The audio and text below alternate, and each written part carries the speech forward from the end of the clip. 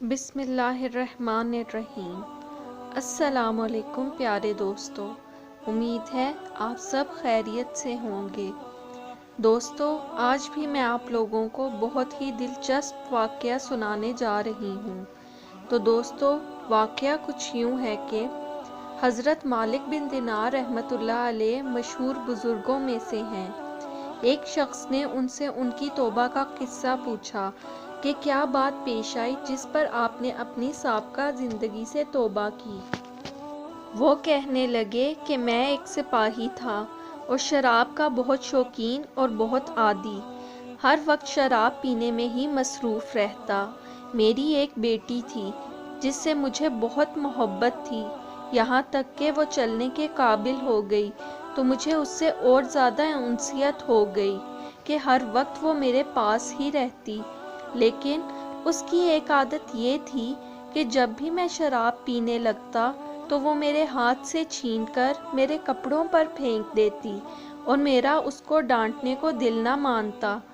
جب وہ 2 برس کی ہو گئی تو اس کا انتقال ہو گیا اور اس صدمے نے میرے دل میں زخم کر دیا۔ ایک دن 15 شعبان کی رات تھی، میں شراب میں مست تھا، عشاء کی نماز بھی نہ پڑھی اور اسی حال میں سو گیا۔ میں نے خواب میں دیکھا کہ حشر قائم ہو گیا، لوگ قبروں سے نکل رہے ہیں، میں بھی ان لوگوں میں ہوں جو میدان حشر کی طرف جا رہے ہیں۔ اچانک میں نے اپنے پیچھے ایک آہٹ سنی۔ میں نے جب مڑ کر دیکھا تو ایک بہت بڑا کالا اژدہا میری طرف دوڑتا ہوا آ رہا ہے، جس کی نیلی آنکھیں ہیں اور منہ کھلا ہوا ہے، اور میں اس کے ڈر سے گھبرا کر خوفزدہ بھاگ رہا ہوں اور وہ میرے پیچھے بھاگا چلا آ رہا ہے۔ سامنے مجھے ایک بزرگ نہایت نفیس لباس، نہایت مہکتی ہوئی خوشبو ان میں سے آ رہی ہے، ملے۔ میں نے ان کو سلام کیا، انہوں نے جواب دیا۔ میں نے ان سے کہا، خدا کے واسطے میری مدد کیجیے۔ وہ کہنے لگے کہ میں بہت ضعیف آدمی ہوں اور یہ بہت طاقتور ہے، یہ میرے قابو کا نہیں ہے، لیکن تو بھاگا چلا جا، شاید آگے کوئی ایسی چیز مل جائے جو اس سے نجات کا سبب بن جائے۔ میں بھاگا جا رہا تھا کہ مجھے ایک پہاڑی نظر آئی۔ میں اس پر چڑھ گیا، مگر وہاں چڑھتے ہی مجھے اس کے دوسری طرف جہنم کی دہکتی ہوئی آگ نظر آئی، اس کی دہشتناک صورت اور اس کے منظر نظر آئے۔ ان سب حالات کے دیکھنے کے باوجود میں اتنی بری طرح سے بھاگ رہا تھا، قریب ہی تھا کہ جہنم کے گڑھے میں گر پڑوں۔ اتنے میں ایک زوردار آواز مجھے سنائی دی، کوئی کہہ رہا ہے، پیچھے ہٹ، تو ان جہنمی لوگوں میں سے نہیں ہے۔ میں وہاں سے پھر پیچھے کو دوڑا، وہ سام بھی میرے پیچھے لوٹ آیا۔ مجھے پھر وہ بزرگ نظر آئے۔ میں نے ان سے پھر کہا کہ میں نے پہلے بھی درخواست کی تھی کہ اس اژدہے سے کسی طرح بچائیں، لیکن آپ نے قبول نہ کیا۔ وہ بزرگ رونے لگے اور کہنے لگے، میں بہت ضعیف ہوں اور یہ بہت قوی ہے، میں اس کا مقابلہ نہیں کر سکتا۔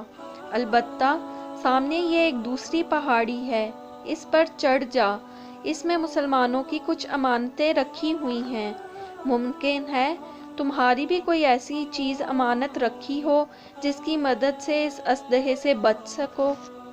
میں بھاگتا ہوا اس پر چڑھ گیا اور وہ اژدہا بھی میرے پیچھے پیچھے تھا۔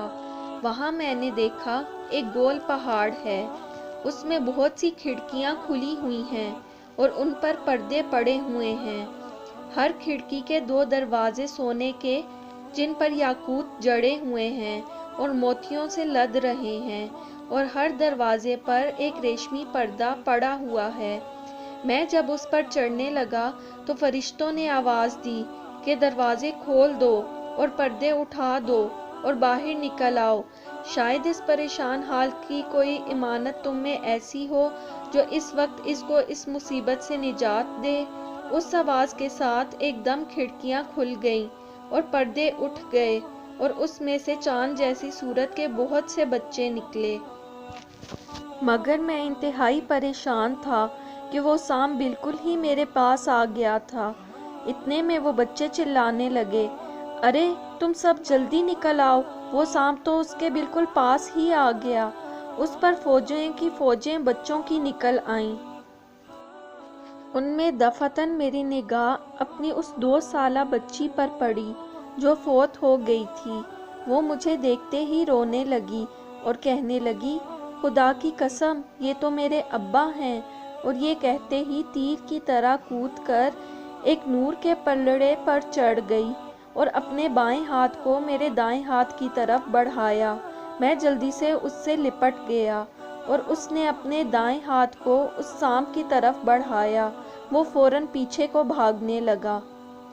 پھر اس نے مجھے بٹھایا اور خود میری گود میں بیٹھ گئی اور کہنے لگی، میرے ابا جان، اور قرآن کی ایک آیت پڑھی جس کا ترجمہ یہ ہے، کیا ایمان والوں میں سے جو گناہوں میں مبتلا رہتے ہیں ان کے لیے اس بات کا وقت ابھی تک نہیں آیا کہ ان کے دل اللہ کے ذکر کے لیے اور اس حق بات کے لیے جو ان پر نازل ہوئی جھک جائیں؟